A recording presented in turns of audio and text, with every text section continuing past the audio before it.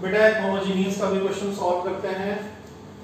ये जो होमोजेनियस का क्वेश्चन है ये उस टाइप पे है जब आपको इनफाइनाइट सॉल्यूशन मिलेंगे, मतलब 3x3 का होमोजेनियस इनफाइनाइट सॉल्यूशन जब देता है वैसा क्वेश्चन करा रहा हूं।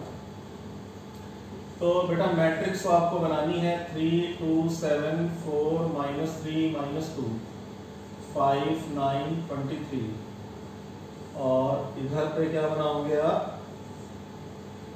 x y z, इधर आएगा 0 0 0। तो हम क्या लिखते हैं बेटा ax बराबर 0 मैट्रिक्स, ax बराबर 0 मैट्रिक्स, क्योंकि ये b लेते हैं पर ये 0 मैट्रिक्स है तो 0 सिंबल लिख दो, o सिंबल लिख दो। अब आप डिटरमिनेंट ऑफ a निकालोगे तो 0 आ जाएगा। इसका बेटा डिटरमिनेंट a कैलकुलेट कर लेना, 0 कैलकुलेट होके आ जाएगा।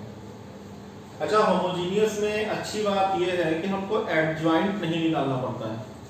अगर डिटरमिनेंट a 0 है तो हम क्या बोलते हैं find adjoint of a into b। तो एडजॉइंट a कुछ भी आ जाए, एडजॉइंट है कुछ भी आ जाए, मल्टीप्लाई बेटा b का रोल यहाँ पे कौन प्ले कर रहा है, b का रोल यहाँ पे नल मैट्रिक्स प्ले करता है। तो आप बताओ एडजॉइंट है कुछ भी कैलकुलेट होके आएगा, प्रोडक्ट होके क्या आएगा 0 0 0, मतलब ये भी एक नल मैट्रिक्स आ जाएगी। और हम लोगों ने पढ़ा है कि 3x3 का या 2x2 का अगर वो होमोजेनियस सिस्टम है वो कभी भी इनकंसिस्टेंट होता ही नहीं है, कभी भी इनकंसिस्टेंट नहीं होता है। इसका मतलब हमको इसमें क्या करना पड़ेगा, हमको इसमें करना है z को k, वही काम जो भी नॉन होमोजेनियस में सीखा। क्या करेंगे, लेट z बराबर k, इक्वेशन 1 और 2 में रख दो। तो अगर हमने 1 में z को k रखा, इनफाइनाइट में सॉल्यूशन फाइंड करने का बेटा तरीका ही यही है 3x3 में कि डिटरमिनेंट अगर 0 आ जाए तो आप आगे जब प्रोसीड करोगे तो z को k मान लोगे। तो z को अगर हम k मानेंगे तो क्या आएगा 3x plus 2y equal to -7k, और सेकंड क्या दे देगा 4x - 3y is equal to 2k। ये इक्वेशन 4, ये इक्वेशन 5 हो जाएगी। तो बेटा 3x plus 2y equal to -7k और 4x - 3y is equal to कितना 2k। इतना समझ में आ गया। अब यहां से देखो फिर से ये 2x2 का सिस्टम बन जाता है, तो हम इसको क्या लेंगे 3 2 4 -3 x और y, और ये है -7 के और ये 2k। अब इसको बेटा हम लेते हैं cy बराबर d फॉर्म में, वही काम जो करते चले आ रहे हैं। cy बराबर d में क्या लेंगे डिटरमिनेंट ऑफ c। तो डिटरमिनेंट ऑफ c कैलकुलेट किया तो हमको क्या मिलेगा -9 और -8। डिटरमिनेंट ऑफ c मिला -9 -8, तो डिटरमिनेंट c की वैल्यू 0 नहीं आई। कितनी आई -17 आई। डिटरमिनेंट c की वैल्यू अगर 0 नहीं आई तो आप बताओ cy बराबर d है, और सिंस डिटरमिनेंट ऑफ c 0 नहीं आया तो आप y को क्या लिख सकते हो c इनवर्स d लिख सकते हो, y को c इनवर्स d लिख सकते हो। बताओ y क्या है, x और y है, वेरिएबल मैट्रिक्स है। c इनवर्स का मतलब बेटा इस वाली मैट्रिक्स का इनवर्स, तो इनवर्स निकालने के लिए एडजॉइंट निकालना पड़ेगा। c इनवर्स को सेपरेटली निकाल देता हूं, क्या होगा adjoint of c upon determinant of c। अब बताओ बेटा c का एडजॉइंट क्या आएगा, ये इंटरचेंज हो जाएंगे, तो c इनवर्स हो जाएगा -3 और 3 इधर आ जाएगा, और इनके साइन चेंज हो जाएंगे तो आएगा -2 -4 -4। ठीक है, ये एडजॉइंट हो गया। इसका डिटरमिनेंट वैल्यू क्या आ रहा है -17 डिवाइडेड बाय -17, ये c इनवर्स आ जाएगा। तो यहाँ पे लिख दो -3 -2 -4 3 डिवाइडेड बाय -17, और d मैट्रिक्स है -7k 2k। d मैट्रिक्स क्या है -7k एंड 2k। अब क्या करना है x और y करना है इक्वल टू देखो ये वाला रो इधर कॉलम से मल्टीप्लाई करो, क्या आएगा -21 के माइनस में 21 के और माइनस का 4 के, ठीक है। फिर माइनस का 28 के प्लस में माइनस माइनस प्लस, और ये भी बेटा माइनस माइनस प्लस हो जाएगा, ठीक है। और ये 28 के और प्लस 6 के, तो बेटा कितना है 21 माइनस 4 17 के और 28 प्लस 6 34 के, और डिवाइडेड बाई कितना है -17। तो ये जब 17 इनसाइड जाएगा तो बेटा यहाँ तो k बन जाएगा माइनस में 17 के बाई -17 माइनस के आएगा, और -34 के बाई -17 -2 के आ जाएगा। तो आपको बताओ x की वैल्यू क्या मिली -k, और y की वैल्यू क्या मिली -2 के। x की वैल्यू -k, y की वैल्यू -2 के, और z को क्या ले रखा है k ले रखा है। हमने पहली रो में इक्वेशन ली थी। अच्छा नॉन होमोजेनियस में करते ये थे कि adjoint of n to be 0 आता था तो x y z निकालते थे, z को k लेके, फिर थर्ड रिमेनिंग इक्वेशन में रख के चेक करते थे, सेटिस्फाई करेगा तो सॉल्यूशन मिलेगा, नहीं करेगा तो नहीं मिलेगा। पर होमोजेनियस में 100% करेगा, हमेशा करेगा, ठीक है। आप बताओ x को क्या ले रखा है, x माइनस के आया है, तो यहां पे जब आप x की वैल्यू -k रखोगे तो ये कितना बनेगा -5 के। फिर y को क्या लिखोगे -2 के, तो 9 इंटू -2 के हो जाएगा -18 के, और z को क्या ले रखा है k ले रखा है ना, तो +23 के। x की वैल्यू -k रखो, y की वैल्यू -2 के रखो, z को k माना है, z को k रखो, हमेशा सेटिस्फाई करेगा। तो ये 23 के -23 के से कट गया, क्या आ गया 0, मतलब इक्वल टू RHS। वैसे करना नहीं है, हमेशा करेगा होमोजेनियस में, बस कैलकुलेशन आपकी सही है। तो आपको क्या मिला, x की वैल्यू क्या मिली -k, y की वैल्यू -2 के, z की वैल्यू k, और k किसको बिलोंग करता है, रियल नंबर को बिलोंग करता है, और k की इनफाइनाइट मेनी वैल्यूज हैं, तो इसके आंसर भी कैसे होंगे, इनफाइनाइट मेनी सॉल्यूशंस होंगे। नोट कर लो।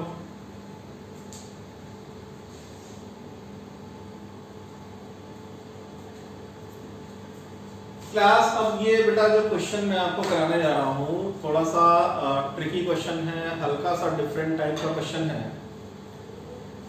लिखा है कि अगर x बराबर cy प्लस bz, y बराबर az प्लस cx, z बराबर bx प्लस ay, कह रहा है ये एक सिस्टम दे रखा है लीनियर इक्वेशंस का, और ये कंसिस्टेंट है, और ये कंसिस्टेंट है। तो कह रहा है प्रूफ करो कि a square plus b square plus c square plus 2abc बराबर 1 होगा। इन टाइप के क्वेश्चंस में अप्रोच क्या लगानी है। पहले तो आप ये सोचो कि यहाँ x y z तीनों है, मतलब ये 3x3 का सिस्टम है, 3x3 का सिस्टम है, इतना तो पता चल गया। अब 3x3 का होमोजेनियस है, 3x3 का नॉन होमोजेनियस है, तो राइट हैंड साइड को छोड़ के सारे टर्म लेफ्ट हैंड साइड ले आओ। राइट हैंड साइड के सारे टर्म्स लेफ्ट हैंड साइड में x minus cy minus bz बराबर 0 इक्वेशन पर। फिर यहाँ पे ये बेटा जब इधर आएगा, या इसको ऐसे भी लिख सकते हैं cx plus az minus y बराबर 0। थर्ड को हम क्या लिख सकते हैं, bx plus ay minus z बराबर 0। भाई bx प्लस ay z उधर चला गया, ऐसे az प्लस cx y उधर चला गया, तो ये हमें 3x3 का एक सिस्टम मिल गया। अब ये बताओ बेटा यहाँ पे x y z का इन्वॉल्वमेंट इधर सब में है, राइट हैंड साइड में 0 0 0 मिल गया। राइट हैंड साइड अगर 0 0 0 है, कांस्टेंट अगर 0 0 0 है, तो ये 3x3 का होमोजेनियस सिस्टम बन गया। कैसा सिस्टम बन गया, होमोजेनियस सिस्टम बन गया है।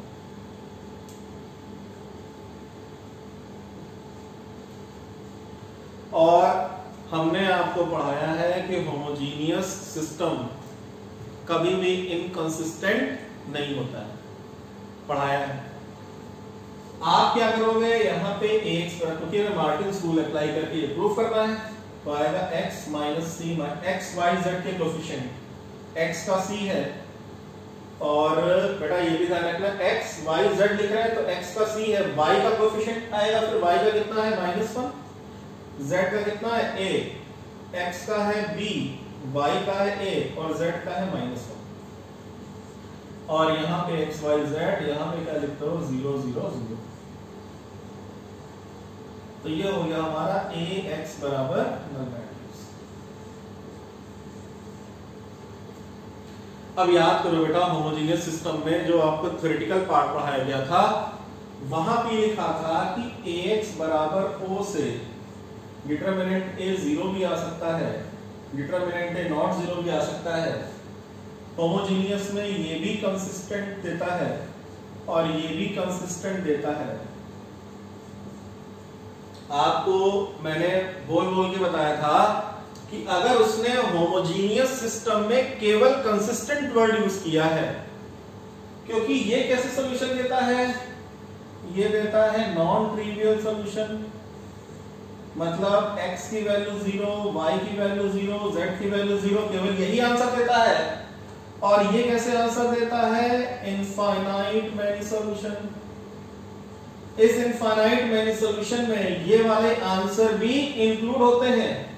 तो बताया था होमोजेनियस सिस्टम की कंसिस्टेंसी पे जो कंडीशन इंपोज की जाती है, वो हम कंडीशन लेते हैं डिटरमिनेंट a बराबर 0, क्योंकि ये हमें सारे आंसर दे रहा है, ये हमें ये वाले आंसर भी इसमें इंक्लूड कर दे रहा है। तो कभी भी ऐसा सिस्टम आए, होमोजेनियस सिस्टम आए, कंसिस्टेंट केवल लिखा हो, ठीक है, उसने ये नहीं बताया कि ट्रिवियल सॉल्यूशन है कि नॉन ट्रिवियल सॉल्यूशन है, तो हम डिटरमिनेंट के बराबर 0 लिख देंगे। हम लिखेंगे सिर्फ होमोजेनियस सिस्टम इज कंसिस्टेंट, तो हम डिटरमिनेंट a बराबर 0। अब भाई ये A मैट्रिक्स है, इसका डिटरमिनेंट क्या हो गया, इसको कर देते हैं बेटा, x का कोफिशिएंट कॉपी करेंगे, अभी गड़बड़ हो जाता, x का कोफिशिएंट कॉपी करेंगे, यहाँ पे फर्स्ट पे 1 आएगा, ठीक है, तो इसका मतलब ये वाली वैल्यू 1, तो आप लिखो डिटरमिनेंट a बराबर 0, condition for homogeneous system to be consistent, तो 1 minus c minus b, c minus 1a, b a minus 1 बराबर 0। अब बेटा इसको उठा के आप एक्सपेंड कर दो, ये रिलेशन आ जाएगी, तो मैं कह रहा हूं एक्सपेंडिंग अलोंग R1, क्या आएगा 1, ये रो ये कॉलम जाएगा, ये आएगा 1 minus a square, minus into minus plus हो गया, माइनस a स्क्वायर। फिर बेटा सेकंड में माइनस आता है, पर माइनस यहाँ खुद भी है तो प्लस ही हो जाएगा। अब सेकंड कॉलम जाएगा, first row c into minus 1 minus c आएगा, और ये माइनस a भी आ जाएगा, और माइनस b बेटा अपने आप भी एक्सपेंड कर सकते हो, ये कॉलम ये हो गया, क्या आएगा ac और प्लस b इक्वल टू 0। तो यही लिख देते बेटा, जगह है क्या आया 1 minus a square minus c square minus abc minus abc minus b square बराबर 0। तो क्या सारे टर्म्स बेटा राइट हैंड साइड में ले जाओ, 1 को इधर छोड़ दो, 1 इक्वल टू सारे टर्म पॉजिटिव हो जाएंगे, क्या होगा a square plus b square plus c square, और माइनस abc कितना हो गया माइनस 2abc, बट उधर जाके क्या बनेगा प्लस 2abc। तो प्रूव हो गया कि a square plus b square plus c square plus twice abc बराबर 1। तो होमोजेनियस सिस्टम वाली जो वीडियो है बेटा, उसको जब आप देखोगे तो इस कंडीशन को बहुत ध्यान से वहां पे लिखाया है, आपको समझ में आ जाएगा। क्वेश्चन थोड़ा घुमा के पूछा गया था, इसलिए मैंने करवा दिया। ऐसा ही एक क्वेश्चन और लिखते हैं बेटा, ऐसा ही एक क्वेश्चन और सॉल्व करते हैं।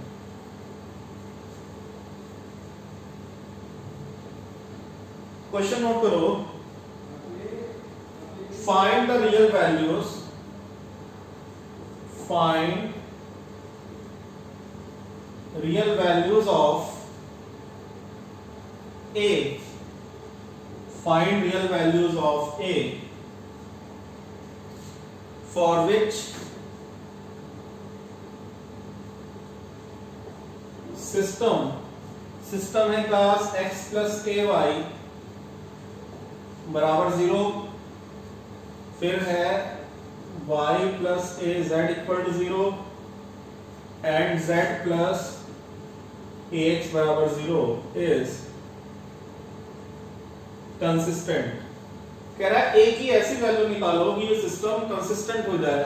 फिर से किस रूल से? मार्टिन्स रूल से। क्या करना है? x plus a Y. अच्छा एक चीज ये देखो बेटा, यहाँ x y है, यहाँ y z है, यहाँ z x है, कुल मिला के x y z तीनों प्रेजेंट है। तो अगर x y z तीनों प्रेजेंट है तो 3 क्रॉस 3 का सिस्टम है, 100% श्योर है। तो मैं यहाँ पे 0 z बराबर 0 लिख दे रहा हूँ। भाई इसमें z नहीं है तो मैं 0 into z लिख दूं। यहाँ पे x का टर्म नहीं है, यहाँ पे x का टर्म नहीं है, तो हम क्या लिखेंगे? 0 into x plus y plus a into z बराबर 0। Equation 1 equation 2।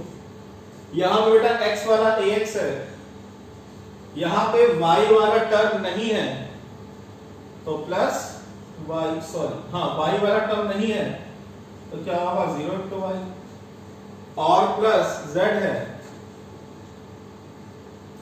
क्लास क्या कहानी आ गई? 3 क्रॉस 3 का सिस्टम तो बना, राइट हैंड साइड 0 0 0, तो ये बना 3 क्रॉस 3 का होमोजीनियस सिस्टम हो गया। और अभी पढ़ाया है कि 3 क्रॉस 3 के होमोजीनियस पे अगर केवल उसने कंसिस्टेंट लिखा है, ठीक है, अगर उसने केवल कंसिस्टेंट लिख दिया है, इसका मतलब क्या हुआ? डिटरमिनेंट ए बराबर 0। दो तरह से पूछ सकता है। उसने ये बोल दिया कि सिस्टम कंसिस्टेंट है और कुछ नहीं बोला, तो मैंने बोला अगर केवल होमोजीनियस में कंसिस्टेंट लिख के आ जाए, डिटरमिनेंट ए बराबर 0 लेके सॉल्व करना है। या ऐसे भी आ सकता है कि ये जो सिस्टम है ये इनफाइनाइट मेनी आंसर देता है, इनफाइनाइट मेनी सॉल्यूशन देता है। तो homogeneous system infinite many answer तभी देता है जब डिटरमिनेंट 0 हो। दोनों का मतलब एक है, या तो कंसिस्टेंट लिख के आएगा या इनफाइनाइट मेनी आंसर लिख के आ जाएगा। ये ऐसे भी आ सकता है, ऐसे भी आ सकता है, नॉन ट्रिवियल सॉल्यूशन देता है। Homogeneous system non trivial solution दे, ये लिख के आए, कंसिस्टेंट है, ये लिख के आए, इनफाइनाइट मेनी सॉल्यूशन हो, ये लिख के आए, डिटरमिनेंट ए बराबर 0 पे सॉल्व करना है। होमोजीनियस सिस्टम में अगर ये लिख के आ गया, अगर होमोजीनियस सिस्टम ही है लेकिन अगर ये लिख के आ गया कि ये ट्रिवियल सॉल्यूशन देता है, कैसे देता है? ट्रिवियल सॉल्यूशन देता है, तब आप डिटरमिनेंट ए बराबर नॉट इक्वल टू 0 लेके सॉल्व करोगे। या ये लिख के आ गया कि होमोजीनियस सिस्टम यूनिक सॉल्यूशन देता है, कैसे सॉल्यूशन देता है? यूनिक सॉल्यूशन देता है, तब आप determinant a not equal to 0 लेके सॉल्व करोगे, ठीक है। अदरवाइज इन तीनों में कुछ पूछेगा तो डिटरमिनेंट ए बराबर 0 लेके सॉल्व करोगे। तो यहाँ का कंसिस्टेंट बोला था, तो बेटा डिटरमिनेंट यहाँ पे ax बराबर b, मैट्रिक्स हम क्या बनाएंगे? इसको पहले लिख लेते हैं। मैट्रिक्स में आएगा 1 a 0 0 1 a a 0 1 and this is x y z equal to 0 0 0, ax बराबर 0, इक्वेशन नंबर 4। कोएफिशिएंट वेरिएबल और ये मैट्रिक्स हो गई हमारी जीरो मैट्रिक्स। बार बार बेटा वही सीपीटी कहानी बार बार लिख रहे हैं। तो अब लिखो कि सिंस सिस्टम इज कंसिस्टेंट, कैसा सिस्टम है? होमोजीनियस सिस्टम है। कैसा सिस्टम है? होमोजीनियस है। चलो साफ साफ लिख देते हैं बेटा, होमोजीनियस सिस्टम है तो डिटरमिनेंट ए बराबर 0, मतलब 1 a 0 0 1 a a 0 1 की वैल्यू 0 आनी चाहिए। एक्सपेंड कर लो, तो मैंने लिखा एक्सपेंडिंग अलोंग R1 1, बेटा ये कॉलम ये हो जाएगा तो आएगा 1 माइनस 0, फिर माइनस a आ जाएगा, ये वाला एलिमेंट, ये कॉलम ये हो जाएगा, ये कॉलम ये हो जाएगा, 0 into 1 0 और minus a square equal to 0। तो क्या है बेटा, ये हमारा 1 इंटू 1 1 आएगा और माइनस माइनस प्लस ए क्यूब बराबर 0, माइनस माइनस प्लस हो गया। तो बेटा ए क्यूब प्लस 1 बराबर 0 आया, तो ए क्यूब की वैल्यू क्या आ गई, -1। तो ए क्यूब अगर -1 है तो ए की वैल्यू क्या आ गई, -1। यही आपका आंसर हो गया। Note down.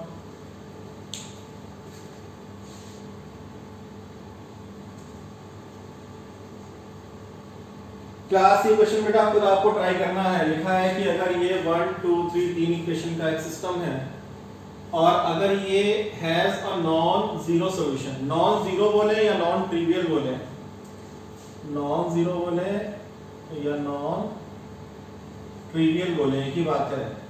तो अगर ये नॉन जीरो सॉल्यूशन देता है तो k की वैल्यू निकालनी है। आंसर है k बराबर ±1। k की वैल्यू 1 भी होगी और k की वैल्यू -1 भी होगी। खुद से ट्राई करना है।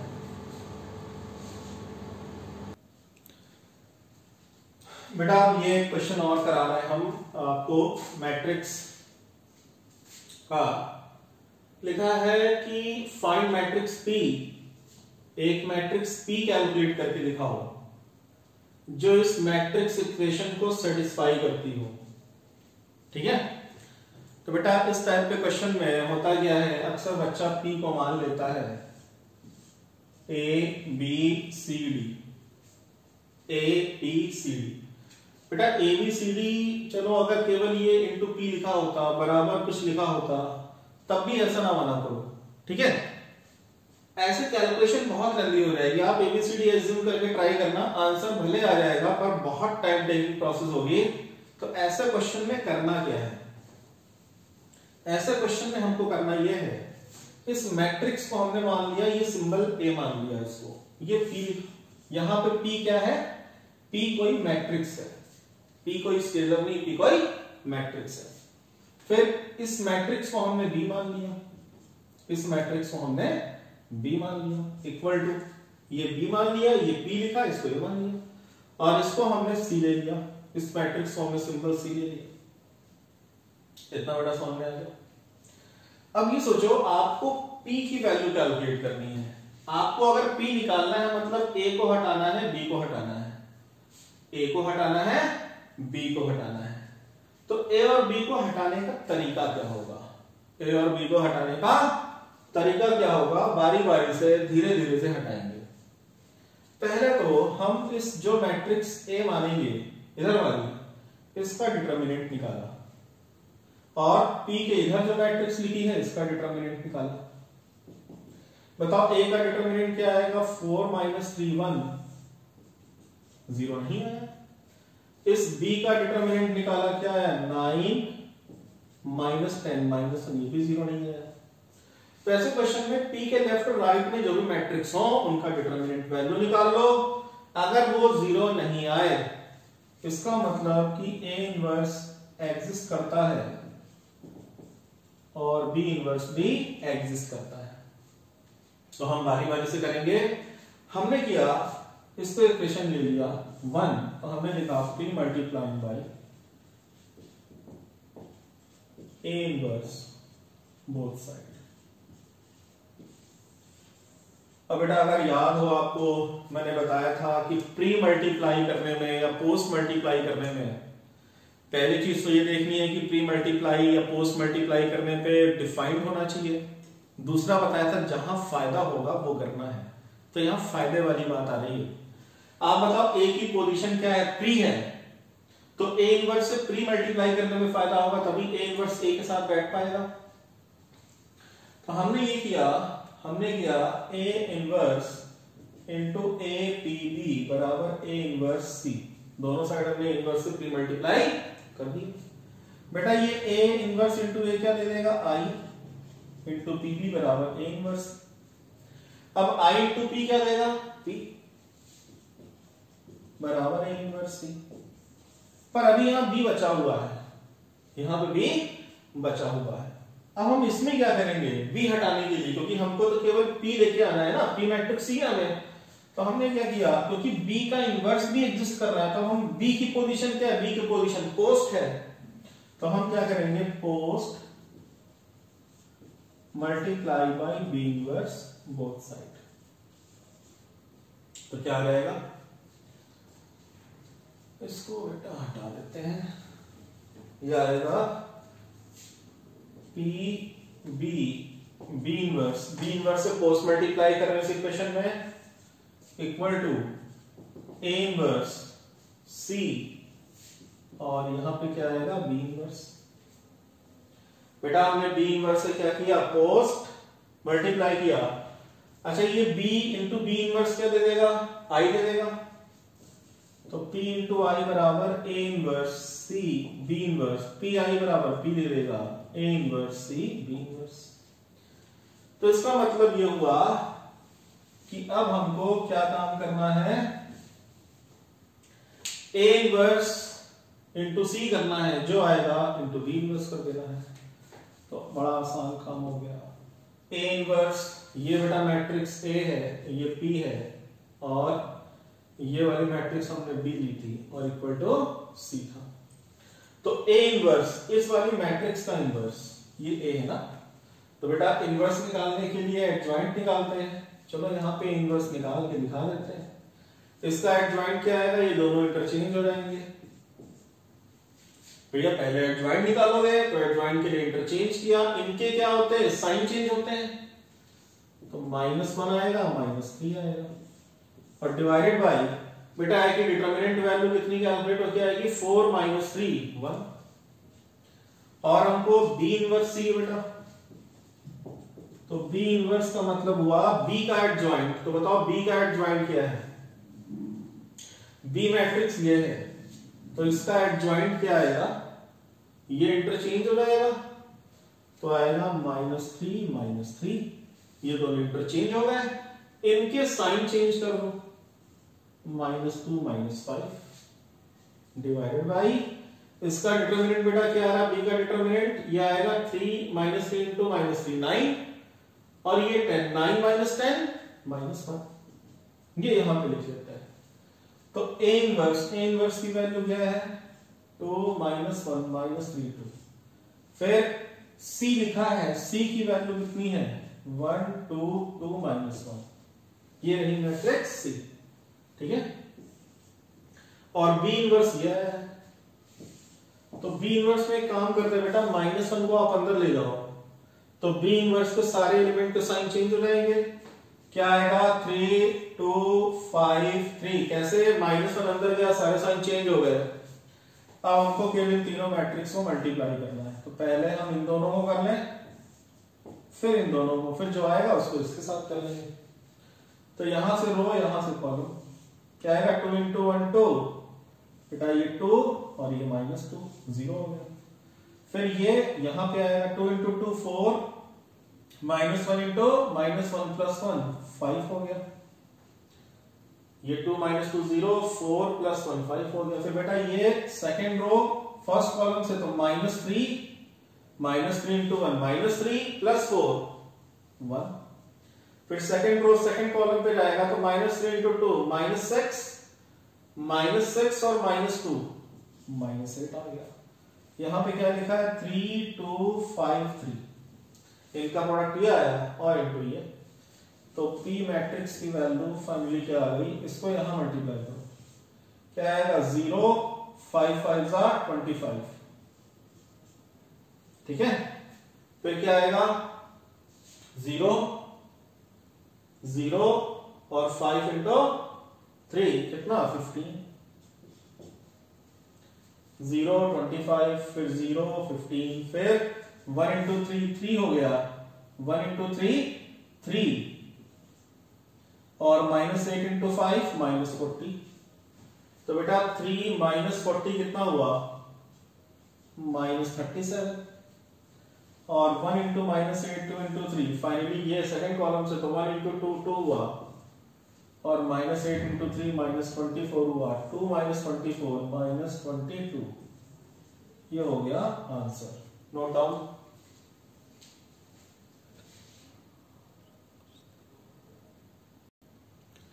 तो आई होप बेटा ये समझ में आ गया होगा। सिमिलर एक क्वेश्चन मैं ऐसा होमवर्क में दे रहा हूं, ये आपको ट्राई करना है। कैपिटल एक मैट्रिक्स है, ये 2 क्रॉस 2 की, ये भी 2 क्रॉस 2 की मैट्रिक्स है। आपको मैट्रिक्स ए फाइंड करनी है। तो आप एक काम करना बेटा, आप मैट्रिक्स ए को ए बी सी डी लेके भी सॉल्व करके एक बार अपना शौक पूरा कर लेना और बताना कि इससे ज्यादा टाइम लग रहा है या इससे ज्यादा टाइम लग रहा है।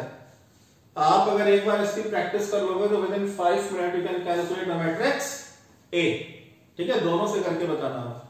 और ये क्वेश्चन जो सीबीएसई वाले बच्चे उनके सिलेबस में भी है भाई, ये आपको एनसीईआरटी एग्जामिनर में मिल जाएगा। और मेनली जो बच्चा एमएल अग्रवाल फॉलो कर रहा है, चाहे वो सीबीएसई बोर्ड का हो चाहे आईसी बोर्ड का हो। एमएल अग्रवाल सीबीएसई बोर्ड की अलग है, आईसी बोर्ड की अलग है, पर दोनों में क्वेश्चन ऑलमोस्ट सेम है। तो अगर आपने एमएल अग्रवाल लगा ली तो आपने एनसीईआरटी लगा ली, आपने एनसीईआरटी एग्जामिनर लगा ली, आपने अपने रेफरेंस बुक भी कवर अप कर ली।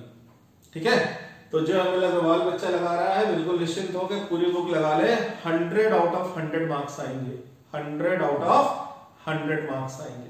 ठीक है भाई, तो इसको कैलकुलेट करके बताना बेटा, कमेंट करके बताना कि इसका आंसर ये आ रहा है या नहीं आ रहा है। ठीक है,